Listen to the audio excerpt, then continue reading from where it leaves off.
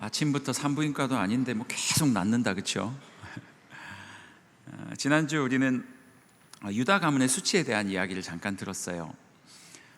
저희는 지금 계속 교회에 대한 이야기를 하고 있는데, 오늘은 지난주 설교를 조금 설교에 질문이 하나 나왔는데 그 질문을 가지고 이야기를 좀 나누려고 합니다. 창세기 38장에 보면 유다 이야기가 갑자기 툭 튀어나왔다 그랬죠. 제가 뭐라고 이야기를 했습니까? 이것은 성경이 짜집기 되거나 그냥 사람들이 배열한 책이라서 그런 것이 아니라, 잘못 들어가서 그런 것이 아니라, 창세기 37장과 39장의 요셉의 스토리 가운데 유다 가문의 이야기를 하나님께서 쑥 집어넣으신 이유는 야곱의 가문을 하나님께서 왜 애굽으로 데려갈 수밖에 없는지를 설명하는 거다 그랬죠. 그 이유가 뭐라 그랬습니까? 유다 집안, 야곱의 아들이었던 유다 집안을 하나로 딱 떼와서 예를 들어 봤더니 그의 삶이 엉망진창이더라 그랬습니다. 그도 막 그냥 이방에 가가지고 자기가 좋아하는 예쁜 여자를 보고 나니 뭐 결혼도 한다는 얘기도 없이 바로 아이를 낳았다 이야기를 하고 있고, 그 이후에 아들들 역시도 가나안의 문화에 푹 빠져 살았고, 자신의 아내가 죽었는데도 불구하고 유다는 세상에서, 그러니까 하나님께 위로를 받으려는 생각하지 않고 세상의 창기에게 들어가 위로를 받으려고 엉뚱한 짓을 하던, 말도 안 되는 일들이 벌어졌던 것이 지난주에 살펴봤던 창세기 38장 이야기였습니다. 지난주에 이제 말씀을 나눌 기회가 있었어요. 성도님들 몇 명이 모여가지고 오늘 받은 말씀 은혜를 좀 나누어 봅시다 하고 했더니 한 성도님이 이런 얘기를 하셔요. 목사님, 유다 가문은 예수님의 족보 가운데 유다의 자손에서 예수님이 태어나시거든요.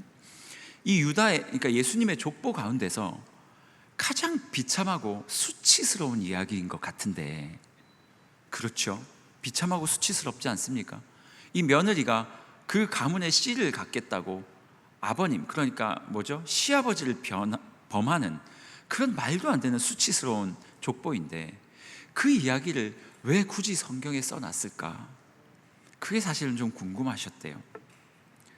그러니 이분의 질문은 어떤 의미예요? 아니, 저렇게 수치스럽고 저렇게 약하고 연약한 존재인데 하나님께서 왜 이 사람을 통해, 예수님이 이 가문을 통해 태어나게 하셨을까? 아니면 만약 그런 일이 있었더라도 그냥 몰래 나 같으면 감추고 싶었을 텐데 굳이 성경에 이렇게 떡하니 한 장을 할애해서 기록해 놓는 이유가 도대체 뭘까? 이 이야기를 그 성도님이 질문을 하시는 거죠. 저는 이 질문이요, 단순히 그 성도님 한 분만의 이야기라는 생각이 들지 않았어요. 이것은 우리 모두의 질문이죠. 어떻게 하나님께서는 저처럼 약하고 저토록 수치스럽고 저토록 부족한 인생들을 통해 하나님의 일을 하셨을까? 그러면 돌이켜 이야기를 하자면, 과연 이토록 하나님 앞에 연약하고 세상 가운데도 보잘것없는 우리 같은 존재조차도 하나님께서 사용하실까? 저는 사실 그 성도님의 질문을 그냥 단순히 아이고 이 부끄러운 이야기인데 왜 여기다 굳이 써놨어요? 이렇게 듣지 않았어요. 이 부끄러운 인생을 여기다 기록해 놓으신 이유, 그리고 그 인생을 통해 예수 그리스도를 이 땅에 보내주신 이유, 그렇다면 우리 같은 연약한 존재들도 하나님 앞에 사용받을 수 있을까요? 저에게는 적어도 그 질문이 그렇게 와 닿았습니다. 여러분들은 어떠십니까? 여러분의 그 인생, 하나님 앞에 사용받기에 합당한 인생이십니까? 오늘 본문은요, 예수 그리스도의 족보 이야기를 다루고 있죠. 이 마태복음이라는 책은 유대인들, 그러니까 하나님께서 약속, 언약하셨던 것이 복음서에서 짜잔하고 예수님이 태어나시면서 실행이 되었지 않습니까? 증명이 된 거예요. 하나님이 내가 너희 죄 많아서 죽어야 할 민족이지만, 죽어야 할 인생이지만 내 아들 예수를 보내주어서 너희를 구원해 줄게 라고 하나님께서 약속하셨던 것이 복음서에서 딱 실행이 된단 말이죠. 근데 문제는 뭐냐면 유대인들이 이 복음을 믿을 수가 없었어요. 왜? 예수 그리스도를 배척했기 때문에. 그래서 이 마태복음이라는 책은 유대인들에게 그 복음을 증거하기 위해 마태가 쓴 책이에요. 그래서 마태가 제일 처음 장면에 뭘 이야기를 하냐면 족보 이야기를 하는 거예요. 아브라함을 부인할 사람은 아무도 없으니까. 아브라함의 자손, 그리고 유다의 자손, 다윗의 자손을 통해 메시아가 나온다고 했는데 지금 너희가 죽인 그 예수 그리스도가 누구였냐면 그분이 바로 아브라함의 자손이고 유다의 자손이었고 다윗의 자손이었던 우리가 그토록 기다리던 메시아가 바로 그분이야 라고 그들을 설득하기 위해 마태복음은 족보를 맨 앞에다 두는 거예요. 요한복음 이런 데는 족보 말하지 않아요. 왜냐하면 이방인들은 족보가 필요가 없거든요. 이런 내용도 모르고 있으니까. 요한복음은 그냥 이방인들에게는 헬라의 문화를 가지고 이야기를 시작했어요. 로고스라는 철학 개념을 가지고요. 어쨌든 오늘 마태복음 1장은요 그 족보 이야기를 쭉 하면서 예수 그리스도의 탄생 이야기를 하고 있는데, 이 본문에는 아주 큰 특징 두 가지가 있더라는 거예요. 오늘 우리가 말해야 될 주제에 딱 맞는 두 가지 특징이 있었어요. 그 첫 번째 특징이 뭐냐면 하나님이 하필이면 가장 약하고 비천한 자들을 통해 예수 그리스도를 이 땅에 보내주셨다라는 거예요. 유다 이야기가 바로 그 이야기입니다. 오늘 족보에 보면요 참 신기하게 여자들의 이름이 기록됩니다. 지금 잠깐 제가 여인들의 이야기를 할 텐데 여러분 저를 째려보시면 안 됩니다. 여자 무시하는 거예요? 저는 무시하지 않아요. 그런데 적어도 마태복음이 기록될 이스라엘 백성들이 살았던 그 고대 지역, 그 땅에서는 여성들이 조금 무시받으며 살았어요. 그래서 여러분 족보를 쭉 살펴보면 마태복음뿐만 아니더라도 성경에 나와 있는 족보를 한번 쭉 살펴보세요. 그 족보 안에 여성들의 이름은 없어요. 항상 아브라함이 이삭을 낳고 또 이삭이 누구를 낳았습니까? 야곱을 낳고, 야곱은 또 누구를 낳았습니까? 누구를 낳고, 항상 아버지가 누구를 낳았다고 이야기가 족보가 전개되지 다른 여성들의 이야기가 등장하지 않아요. 아브라함의 아내 사레가 이런 이야기가 나오지 않는단 말이죠. 그런데 오늘 마태복음 1장에는 너무나도 독특하게 여성들의 이야기가 족보에 기록되어 있어요. 3절에 보니까 유다는 다말에게, 5절에 보니까 살몬은 라합에게서 보아스를 낳았다. 보아스는 룻에게서 오벳을 낳았다. 6절에 다윗은 우리아의 아내에게서 솔로몬을 낳았다. 그리고 마지막 16절에 보니까 예수 그리스도께서 누구에게서 태어났냐면 마리아에게서 예수께서 탄생하셨다, 이렇게 말하고 있는 거예요. 여러분 마태가 지금 이 족보를 통해 왜 굳이 여인들의 이야기를 쭉 하고 있을까? 사실은 이 여인들의 이름이 족보에 등장한다는 것도 굉장히 놀라운 일이거든요. 근데 하물며 이 여인들은요 굉장히 수치스러운, 굉장히 이스라엘 사람들이 이름만 들어도 혀를 내두를 만한 일을 겪었던 여인들의 이름이었습니다. 여인들의 이름을 좀 한번 볼까요? 다말, 3절에 보니까 유다는 다말에게서 베레스와 세라를 낳았다 말을 하고 있는데, 굳이 아브라함의 아내는 언급하지 않으면서 유다의 사실 부인도 아니잖아요. 며느리란 말이에요. 그런데 왜 그 자손 이야기를 할 때 다말의 이름을 넣었을까? 이 다말은 어떤 사람입니까? 어떤 약하고 비천한 존재였습니까? 시아버지를 속여서 아이를 낳은 여인 아닙니까? 그 여인 자체가 창기는 아니었지만 적어도 그 아이를 낳을 때 그 여자는 창기처럼 행동을 했던 그런 여인이었잖아요. 이 다말이라는 사람의 이야기를 들을 때 아마 유대인들의 마음속에 어떤 마음이 들었을까? 좀 분노하지 않았을까? 그 여자는요 몇 명의 남편을 두었지만, 뭐 남편은 아니지만 자기 남편 죽고 두 번째, 세 번째, 이 사람들을 다 겪으면서 결국은 시아버지까지 범하며 게다가 이방인이었던 여인, 유대인의 입장에서 봤을 때는 최악의 존재였어요. 당시 유대인들이 감사했던 기도 제목, 이런 얘기 들어보셨죠? 하나님께 감사할 때 이렇게 감사했대요. 남자들이 말이에요. 이방인으로 태어나지 않게 해주셔서 감사합니다. 그리고 여자로 태어나지 않게 해주셔서 감사합니다. 그 정도로 이방인인 그리고 여자들에 대해서 너무나도 하찮게 여겼던 민족들이었는데, 자신의 구세주이셨던 예수 그리스도의 조상이 누구라고요? 이방인이면서 창기처럼 살았던 여인, 시아버지에게서 씨를 얻어냈던 여인. 두 번째, 라합이라는 사람, 4절에 보니까 살몬은 라합에게서 보아스를 낳았다 그랬잖아요. 라합이 누군지 혹시 기억하셔요? 라합. 권사님, 라합 누굽니까? 라합이지 누구긴 누구예요, 그렇죠? 이제 여호수아가 여리고 성을 점령하러 들어갔는데 그 성은 너무 강력한 성이었죠. 어쨌든 가나안 땅을 점령하러 들어갔는데 정탐꾼을 보냈단 말이에요. 그때 정탐꾼들을 숨겨줬던 사람이 누굽니까? 라합이었어요. 라합. 이 여자를 성경이 뭐라고 말하고 있냐면 기생 라합이었다. 우리말로 바꾸자면 창기였다는 뜻이에요. 그러니까 사실 사회적으로도, 그리고 이스라엘 사람들이 볼 때도 너무나도 비천하고 너무나도 천했던 여인이었습니다. 그냥 너무나도 약했던 인생이었습니다. 이 여인이 뭐라고 말하냐면 그들을 3대에 숨겨둔 다음에 그들을 풀어주면서 뭐라고 말하냐면 나중에 당신들이 돌아갈 때 나 좀 살려주세요 그래요.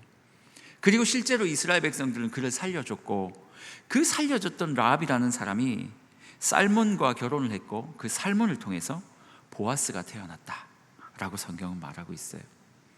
다말만큼 어떻게 보면 너무나도 천했던, 너무나도 약했던 여인이었죠. 세 번째, 룻은 어떤 사람이었어요? 나오미의 며느리, 기억나십니까?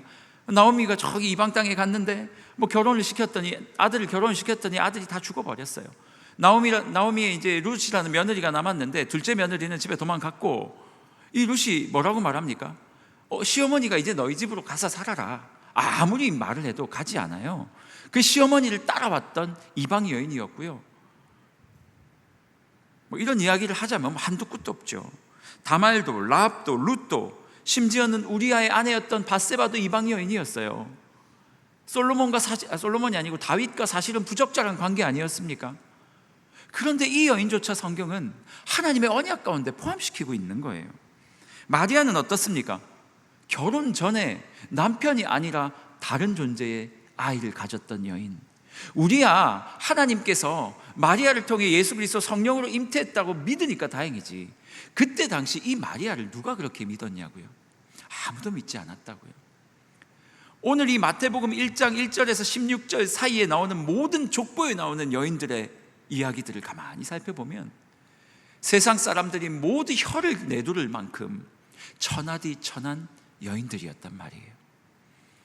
창기였고 부적절한 사람들이었고 결혼하기 전에 아이를 임신했던 말도 안 되는 상황 가운데 있었던 여인. 그런데 그 여인들을 마태는요 자기 족보 가운데 딱 포함하고 있는 것입니다. 여러분, 이상하지 않습니까?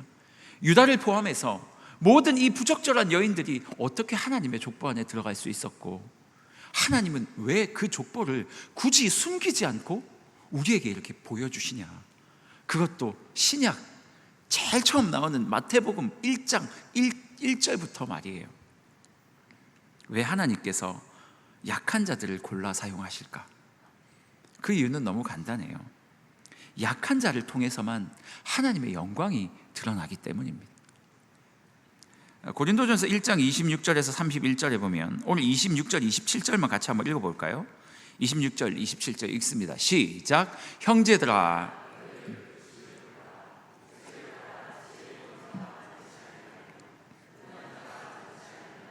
문벌 좋은 자가 많지 아니하도다.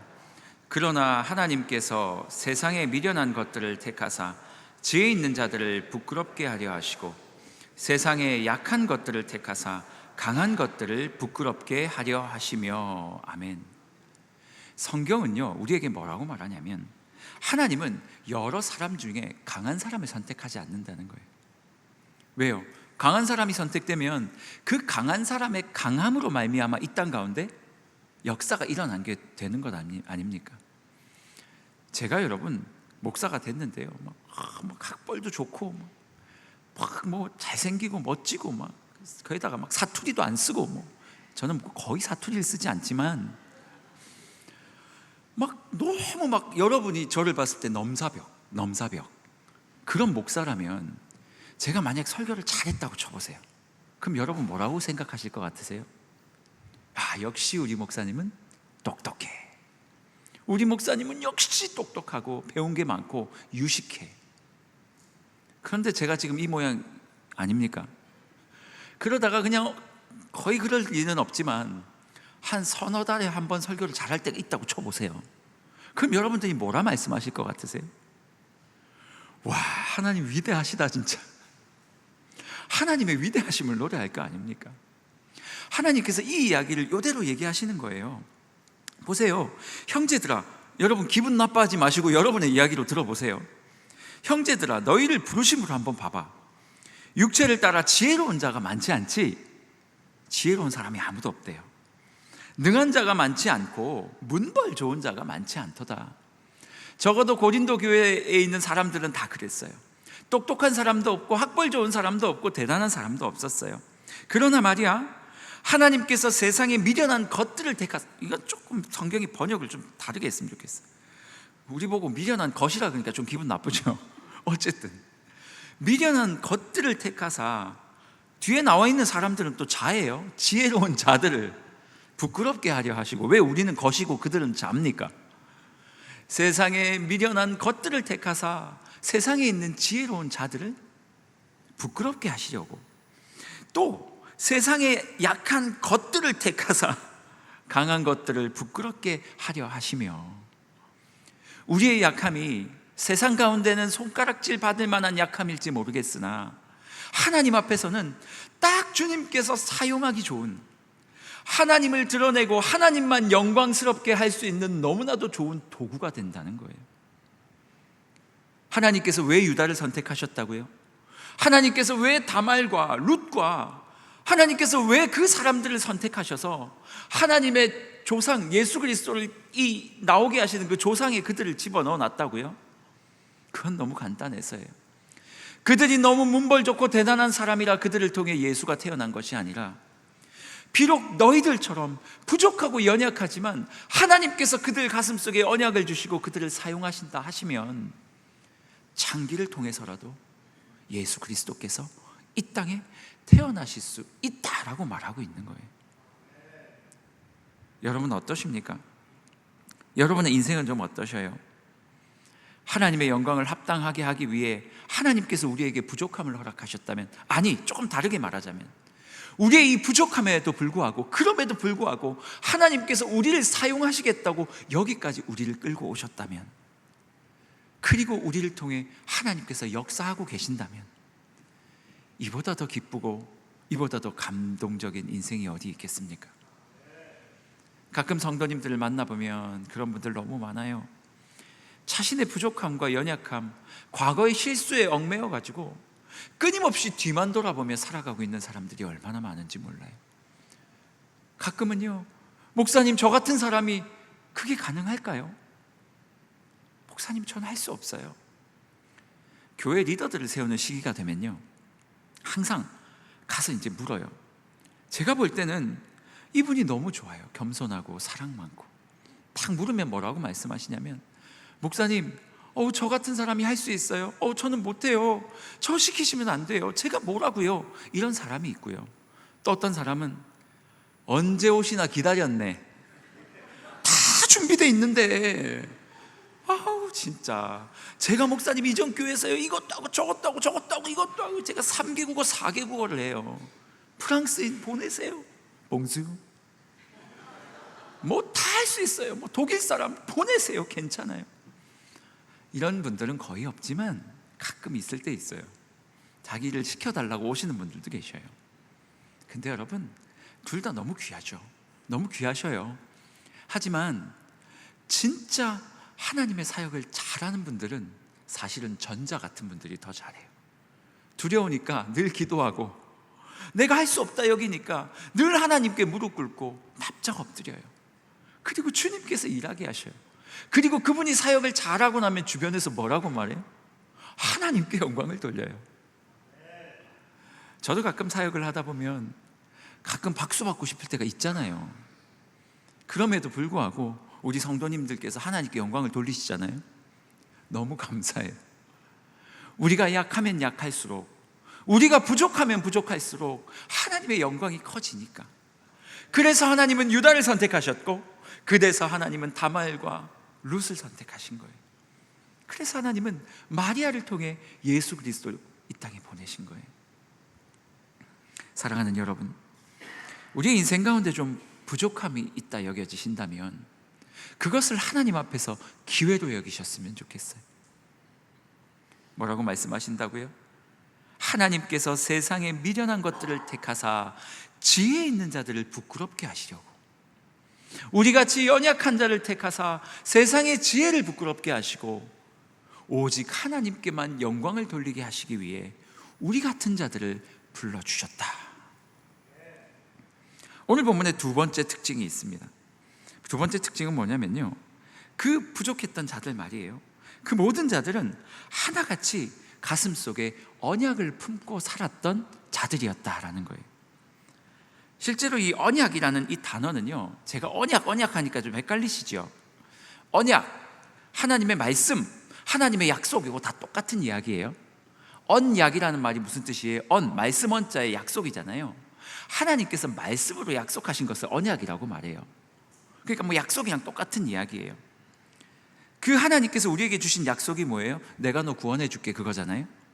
너 죽어야 되는데 내가 구원해 줄게. 그리고 그 구원을 예수님 보내서 그 예수님을 통해서 해줄게. 이게 언약이에요. 제가 여러분, 우리 가슴속에 언약이 있어야 됩니다, 뭐 꿈이 있어야 됩니다, 다 똑같은 말이에요. 그 무슨 말이에요? 예수 그리스도의 이 약속, 하나님의 이 언약을, 이 약속을 우리가 도구가 되어 이 땅 가운데서 실현시키는 삶을 이야기하는 거예요. 그런데요, 오늘 나와 있는 이 5명의 여인들의 가슴속에 다 하나같이 하나님의 언약을 품고 살고 있던 사람들이었더라 라고 성경은 우리에게 말하고 있어요. 보세요. 다말, 유다가 막내 아들 셀라를 주지 않자 그 여인은요, 목숨을 걸고 자기 시아버지를 통해 씨를 얻어냈던 사람이었어요. 그 여인이 목숨을 걸고 얻어내려고 했던 이유가 뭘까요? 너무 간단해요. 하나님께서 허락하셨던 그 이스라엘의 하나님, 그 하나님을 나의 하나님으로 이미 모셨던 거예요. 유다가 얘기하잖아요. 나중에 줄 테니까 셀라를, 너는 너의 아버지 집에 가서 기다리고 있어라. 설마 그 아버지가 다말을 쫓아내겠냐고요. 너는 한 번 시집을 갔으니 그 집에 귀신이 되어라. 막 그렇게 그 집에 가서 귀신이 되어서 오지 말라. 아버지가 그렇게 하겠냐고요. 그러지 않았어요. 그런데 다말은 굳이 자기 아버지 집에 갔다가 다시 이 유다의 집에 속하기 위하여 먼 곳에 치밀한 계획을 가지고 다시 들어왔다고요. 그 여인이 얻을 수 있는 것이 무엇이었는데요? 그 여인의 가슴 속에는요, 하나님의 언약이 있었어요. 그래서 유다가 그렇게 말하는 거예요. 너는 나보다 옳도다. 하나님께서 그 언약을 위해 나를 통해, 우리 가정을 통해 너를 봉양함이 맞았다. 너에게 씨를 전수해 줌이 맞았다. 하나님의 말씀이거든요. 라합도 마찬가지였어요. 정탐꾼들에게 뭐라 말합니까? 여호와께서 이 땅을 너희에게 주신 줄 우리가 다 알고 있다. 그러니 마지막에 우리 가정에 너희가 쳐들어올 때 우리 집에다가 빨간 줄을 내려놓을 테니까 그 빨간 줄 내려놓은 그 집들은 좀 살려줘. 왜? 하나님께서 이 땅을 너희에게 주신 것을 알고 있기 때문에. 이 라합은, 기생 라합은 우리가 아는 것처럼 성경을 뭐 해박하게 알지는 못했을지언정 적어도 한 가지는 분명했어요. 하나님이 이 땅의 주인이심과 그분이 이 땅을 이스라엘 백성들에게 주셨다는 사실, 그분을 선택해야지만 살 수 있다는 사실을 알고 있었어요. 그리고 라합은 하나님께 속하기 위해 그들을 선택했고 이스라엘 백성들을 숨겨줬던 거예요. 룻도 마찬가지예요. 룻이 이렇게 말하잖아요. 룻아, 이제 너희 남편도 죽었으니까 니네 집 가서 살아라 하니까 룻이 뭐라고 말해요? 아니에요, 어머님. 어머님의 하나님이 나의 하나님이 되실 거예요. 나는 어머니가 아니라 어머님의 가문에 있는 그 하나님을 원해요. 그 하나님께 속하고 싶어요. 놀랍지 않습니까? 하나님의 이 족보 안에 기록되어 있던 이 모든 여인들 말이에요. 그 여인들의 가슴 속에 뭐가 있었다고요? 하나님 안에 있는 언약이 있었어요. 하나님의 약속을 믿었어요. 그리고 그 약속에 참여하고 동참하고자 하는 마음들이 있었던 사람이다 라고 성경은 오늘 말하고 있는 거예요. 유다도 마찬가지예요. 여러분, 사랑하는 여러분, 우리가 얼마나 강하고 약하냐는 중요하지 않습니다. 우리의 강함을 통해 하나님이 일하시는 분이 아니라요, 우리의 약함을 가지고 일하시는 분이 하나님이셔요. 그래야 하나님의 그 능력과 은혜가 선포되고 펼쳐졌을 때 하나님만 영광을 받으실 거니까, 하나님의 대단함과 위대함을 사람들은 보며 박수를 치게 될 거니까. 그러니 기회죠. 내가 약하게 보일 때, 내가 가진 것이 없을 때, 내가 부족할 때 하나님께 쓰임받을 수 있는 기회가 생기는 거예요. 말씀을 좀 정리하면 좋겠는데요, 정리하면 두 가지예요. 우리의 어떠함이 아니라 언약이 쓰임받는 열쇠다. 꼭 기억하시기를 바랍니다. 혹시 내가 좀 약하고 세상 가운데 아무 쓸모없는 사람처럼 여겨지고, 가끔 주부들이 그런 이야기 할 때 있습니다. 목사님, 제가요 결혼하고 나서 직장생활 잘 하다가 직장 내려놓고 아이를 갖고 나서 그 뒤부터 경력 단절이 됐고요, 가끔씩은 살면서 내가 이렇게 사는 게 맞나? 이게 무슨 삶이지? 이런 것들을 느낄 때가 꽤 많대요. 이게 나중에 심해지면요 또 우울감까지 가게 되는 거거든요. 여러분, 하나님께서 여러분을 주부로 왜 만드셨는 줄 아세요? 교회 와서 일하라고. 단순히 일이 아니라 하나님의 언약에 동참한 인생을 살려고 남편들 열심히 돈 벌어오게 시켰고, 여러분에게 기회를 주신 거 아니겠습니까? 내 인생 가운데 다가온 모든 연약함들이 나타날 때마다 여러분 생각하셔야 돼요. 뭐를요? 언약을요. 하나님께서 나에게 주신, 내 가슴 속에 심어주신 그 언약을 말이에요. 가끔 병상에서 복음 전할 때가 있어요. 병상 세례를 가면요, 복음을 전하러 가면요, 진짜 놀라운 일들이 많이 벌어져요.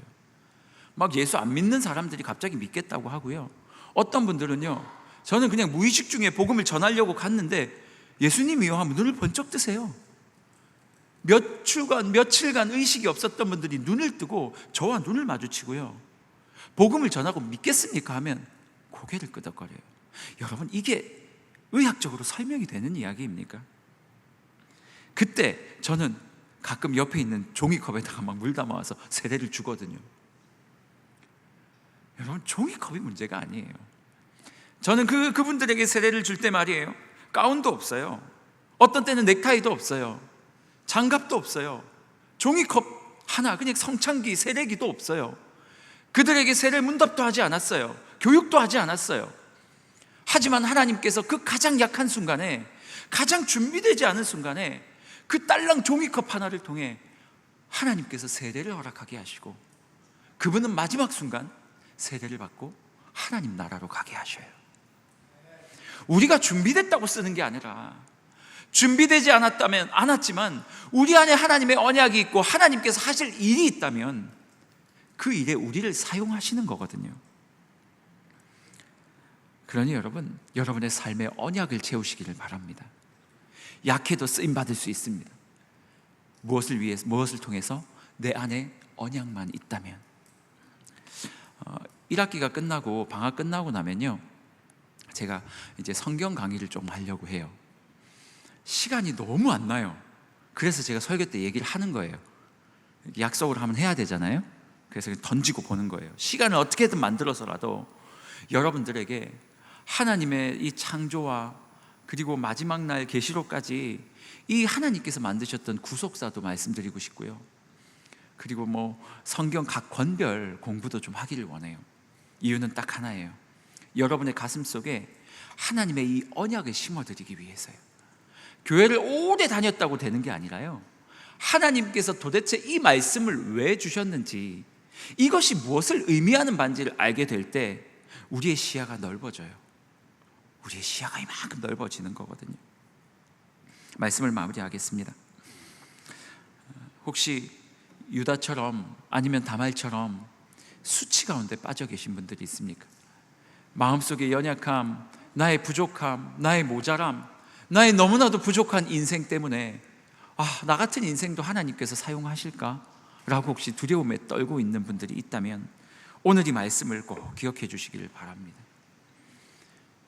요셉에게 집중하는 것이 아니라 하나님은 유다를 집중하셨어요.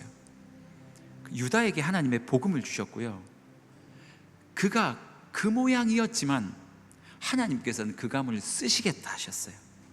그리고 창세기 49장에 뭐라고 말하냐면, 규가 유다를 떠나지 아니하며 통치자의 지팡이가 그 발 사이에서 떠나지 아니하기를 실로, 즉 예수께서 오실 때까지 이를 것이다.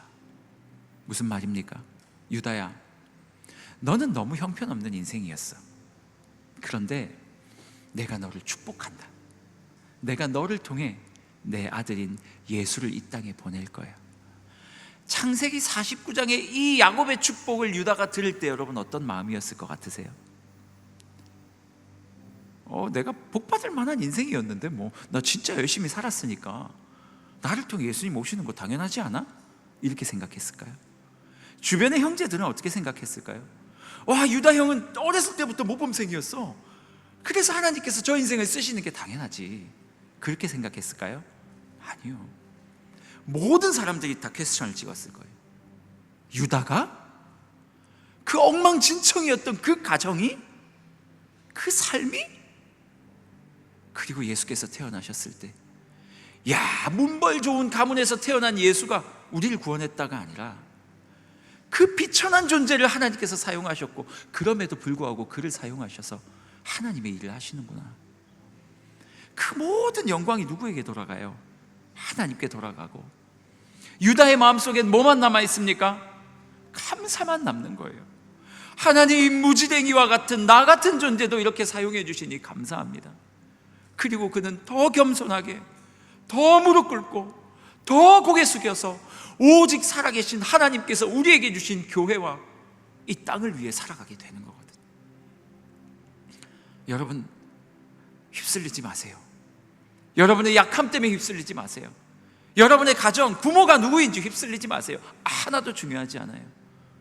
오직 살아계신 하나님께서 우리에게 언약을 주셨고, 그것이 내 가슴 속에만 있다면 이방인이든 심지어는 창기라 할지라도 하나님께서 사용하실 줄 믿습니다.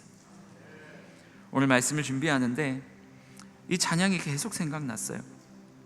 약한 나로 강하게, 가난한 날 부하게, 눈먼 날 볼 수 있게 주 내게 행하셨네. 여러분, 가사를 보세요. 내가 가장 약할 때 하나님이 강하게, 내가 진짜 가난할 때 하나님께서 부하게. 이거 물질만 얘기하는 것 같으세요? 아니에요. 우리의 마음도 말이에요. 눈먼 날 볼 수 있게 누가 하셨다고요? 주님이 내게 행하셨네. 내가 약해서 피해가지 않으셨어요. 내가 가난하다고 나를 피하지 않으셨어요. 내가 눈이 멀었다고, 볼 수 없다고 나를 피하지 않으셨어요. 주님께서 오시더니 나를 강하게 만드시고, 부하게 만드시고, 볼 수 있게 만드셔서 예수 그리스도 그 하나님을 보게 하시고 하나님의 일들을 이루시더라. 우리 같이 이 찬양하면서요, 여러분 자신도 하나님께 올려드리고, 혹시 우리 가족 중에, 우리 자녀들 중에 이러한 상황에 빠져 있는 자들이 있다면 하나님 그들의 마음도 위로해 달라고, 그런 마음으로 우리 같이 한번 이 찬양할까요? 약한 나로 강하게, 약한 나로 강하게, 가난한 날 구하게, 눈먼 날 볼 수 있게 주 내게 행하셨네. 다시 한번 고백할까요? 약한 나로 강하게, 가난한 날 부하게, 눈먼 날 볼 수 있게. 누가 하셨다고요? 주 내게 호산나, 호산나,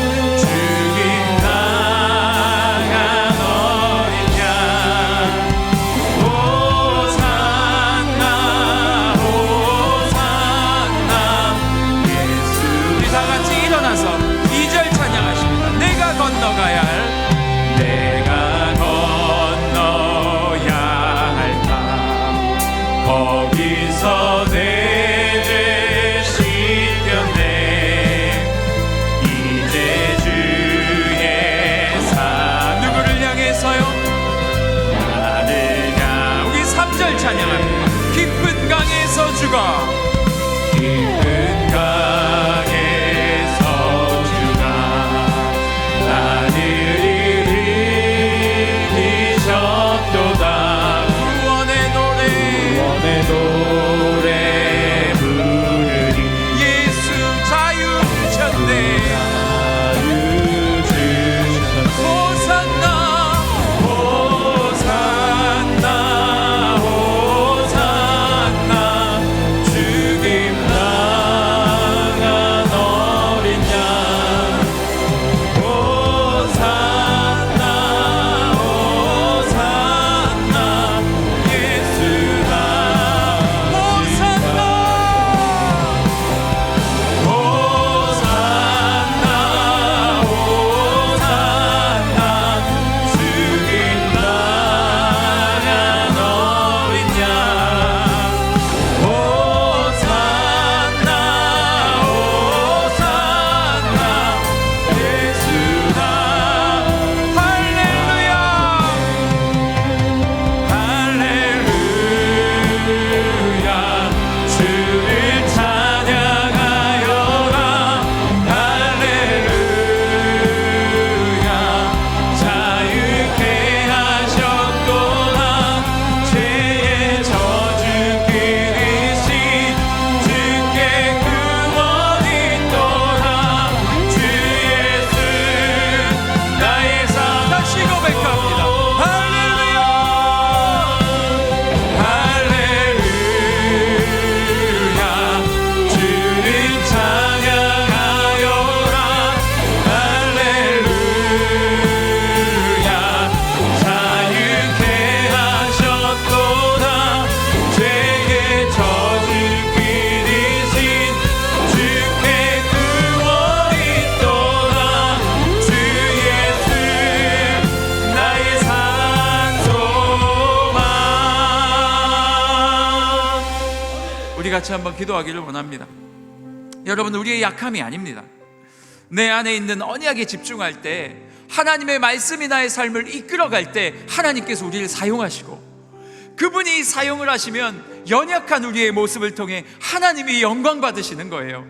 그러니 부족하지만 우리 모두는 하나님 앞에 너무나도 필요한 존재들입니다.